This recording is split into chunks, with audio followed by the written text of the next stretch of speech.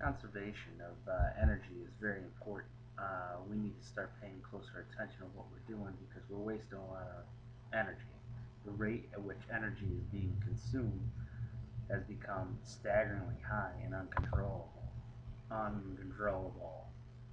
And people would prefer to use their vehicles for a distance that would merely take them 30 minutes to walk or 15 minutes by bike and take a car or transportation.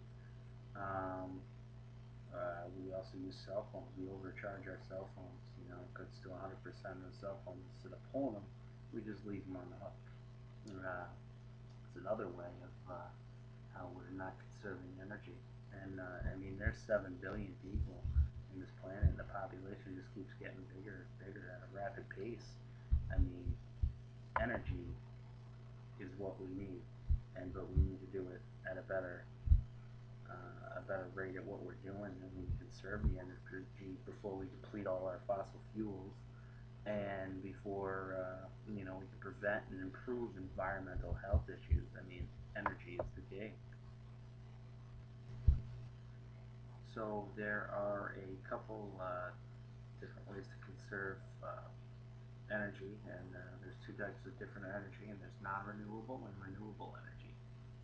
Electricity powers many homes and buildings and devices, but in order to create electricity, another source of energy is needed. These sources can be sunlight, natural gas, oil, water, coal, wind, nuclear power, and other sources. But all natural resources fall into two categories, and those are renewable and the other ones aren't.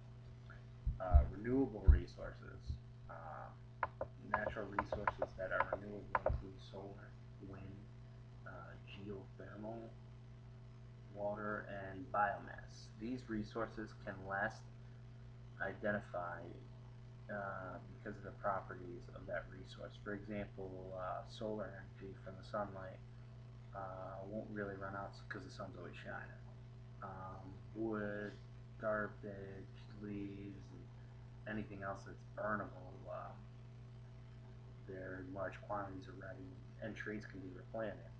Um, the advantages of renewable resources, it powers generators indefinitely. It also eventually pays for themselves. It has little to no waste because nothing is being burned. Disadvantages sometimes, they're not always reliable. Power plants are limited to the areas they go in, such as solar, tidal power. Power line setup is even more expensive than non-renewable resources. Non-renewable resources include natural gas, oil, coal, and uranium, basically all of the fossil fuels. Non-renewable resources like coal, gas, and oil have a huge impact on society and civilization. Non-renewable resources help bring the age of tomorrow today, because the resources are plentiful and they're cheap to harness.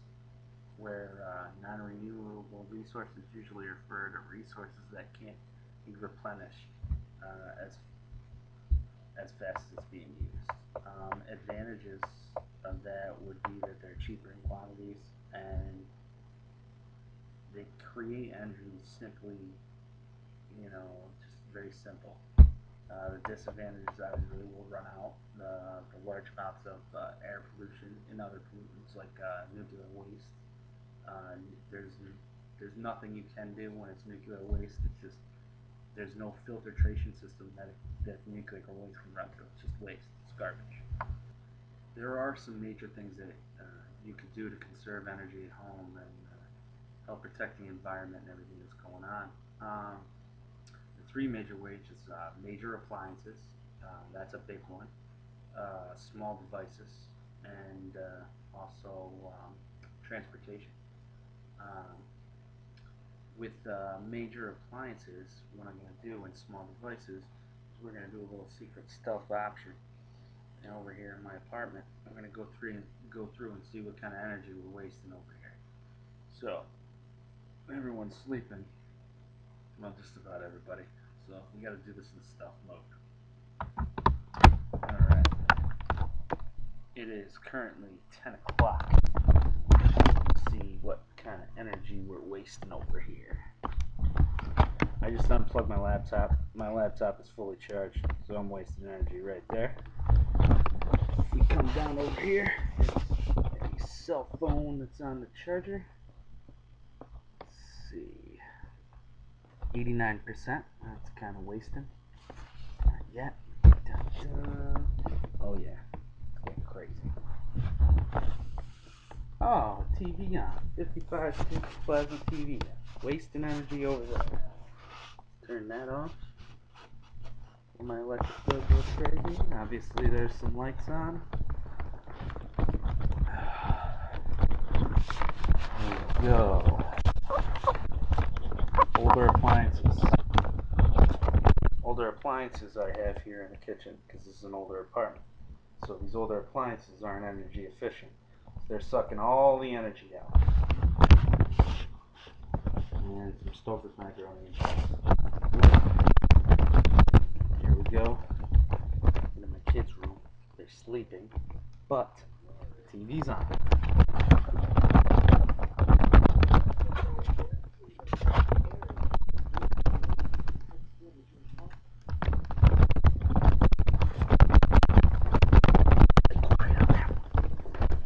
TV off on that one. Here we go in the bathroom. No one's in the bathroom.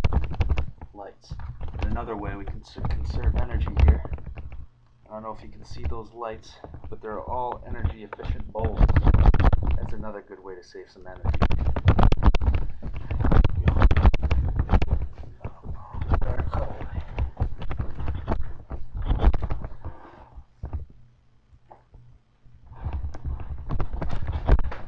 That's pretty much it. That's the tour of how we can conserve energy with some major appliances. Get some energy efficient light bulbs into place, conserve some energy. I also recently bought a minivan because, well, I have a lot of kids, but it conserves on energy for transportation needs. Loading up tons of kids in the car.